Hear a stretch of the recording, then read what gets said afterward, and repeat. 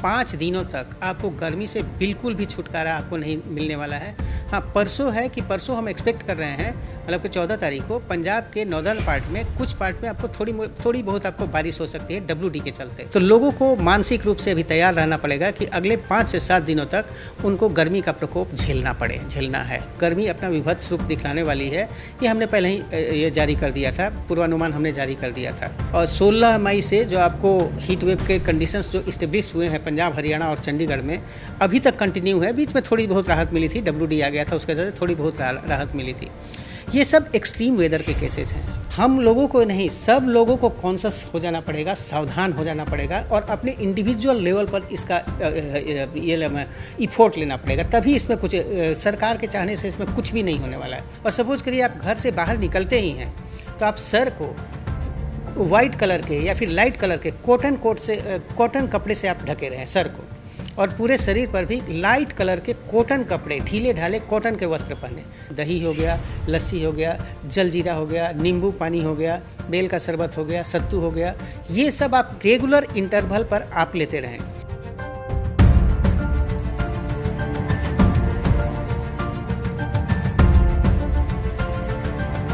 पिछले कुछ दिनों से एकदम फिर से भयानक वाली गर्मी लग रही है। ऑरेंज अलर्ट और येलो अलर्ट भी जारी किए जा रहे हैं मौसम विभाग की तरफ से पंजाब और हरियाणा को लेकर, और खासतौर चंडीगढ़ की हम बात करें, मौसम विभाग के निदेशक AK सिंह हमारे साथ हैं, उनसे खास बातचीत करते हैं कि क्या अगले दिनों में मौसम कोई रुख बदलेगा, क्या गर्मी से राहत मिलेगी। AK सिंह जी, जिस तरह से मौसम में काफ़ी हीट वेव चल रही हैं, आपने ऑरेंज अलर्ट भी जारी किया है, किस तरह से देख रहे हैं?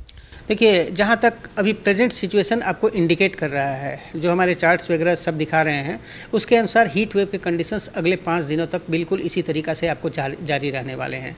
हमने आज और कल के लिए पूरे पंजाब, हरियाणा, चंडीगढ़ में आपको ऑरेंज अलर्ट दिया हुआ है हीट वेव को लेकर, और उसके अगले 3 दिनों के लिए भी हमने येलो अलर्ट जारी किया हुआ है हीट वेव को लेकर। मतलब अगले 5 दिनों तक आपको गर्मी से बिल्कुल भी छुटकारा आपको नहीं मिलने वाला है। हाँ, परसों हम एक्सपेक्ट कर रहे हैं, मतलब कि 14 तारीख को पंजाब के नॉर्दर्न पार्ट में कुछ पार्ट में आपको थोड़ी बहुत आपको बारिश हो सकती है WD के चलते, लेकिन उसके चलते इस गर्मी पर कोई इफेक्ट नहीं आपको पड़ने वाला है। बहुत छिटपुट पार्ट में आपको थोड़ी बहुत बारिश होगी, गर्मी पर कोई इफेक्ट नहीं पड़ने वाला है। तो लोगों को मानसिक रूप से अभी तैयार रहना पड़ेगा कि अगले 5 से 7 दिनों तक उनको गर्मी का प्रकोप झेलना है। AK सिंह जी, बात करें गर्मी की, इतनी भयंकर गर्मी इस बार पड़ रही है, कई सालों का रिकॉर्ड भी टूटा है, और मॉर्निंग टाइम में तो निकलना ही बहुत मुश्किल हो रखा है, इवनिंग तक अगर हम बात करें।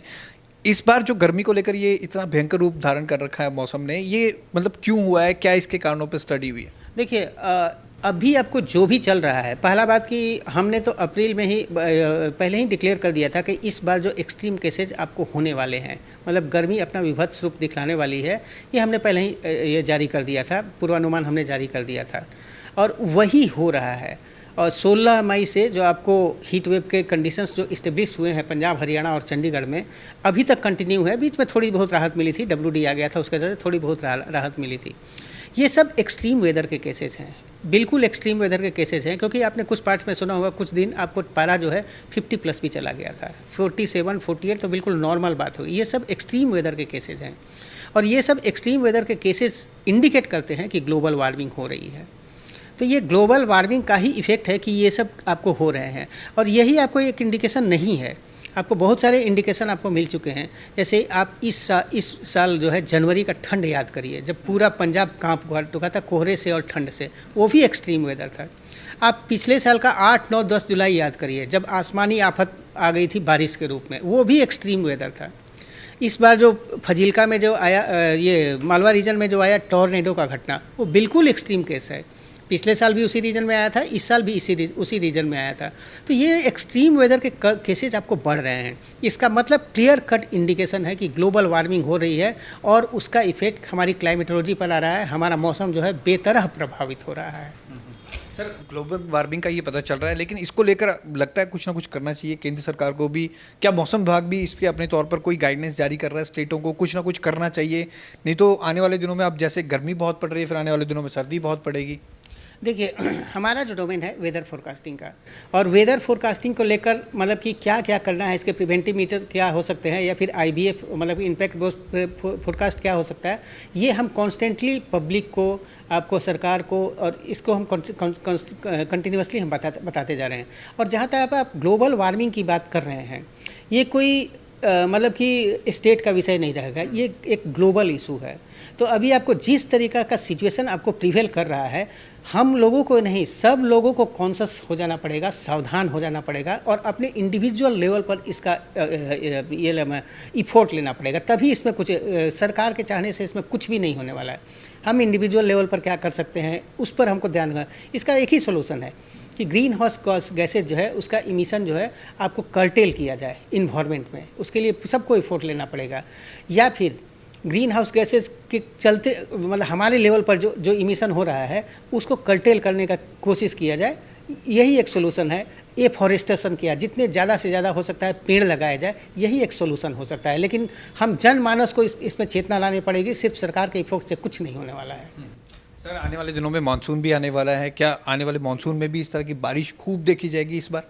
देखिए, हमने ऑलरेडी प्रेडिक्ट किया हुआ है कि इस बार मानसून जो है नॉर्मल से आपको बहुत अच्छा रहने वाला है। तो ये बहुत अच्छी बात है, इंडियन इकोनॉमी के लिए भी बहुत अच्छी बात है। और एक और अच्छी बात है कि मानसून जो है इस बार समय से पहले, 2 दिन पहले आपको केरला में दस्तक दे चुका है और अपने नॉर्मल पाथ से धीरे धीरे आगे बढ़ रहा है। और यहाँ पर भी एक्सपेक्टेड डेट है कि पंजाब, हरियाणा, चंडीगढ़ में आपको लास्ट वीक ऑफ जून पहुँच जाएगा।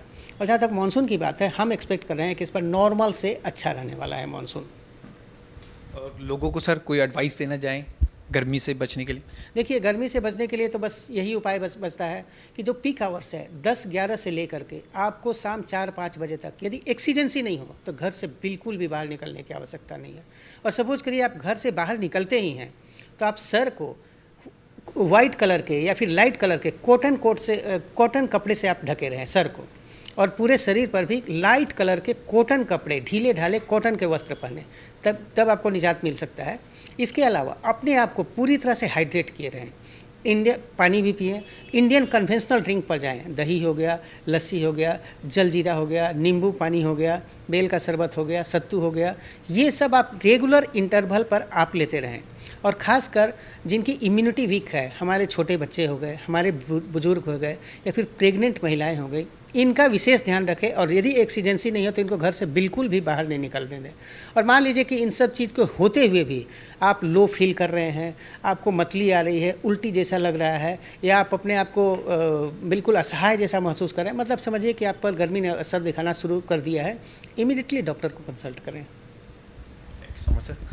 कैमरामैन आकाश के साथ भगवत सिंह, पंजाब केसरी, जगबानी टीवी, चंडीगढ़।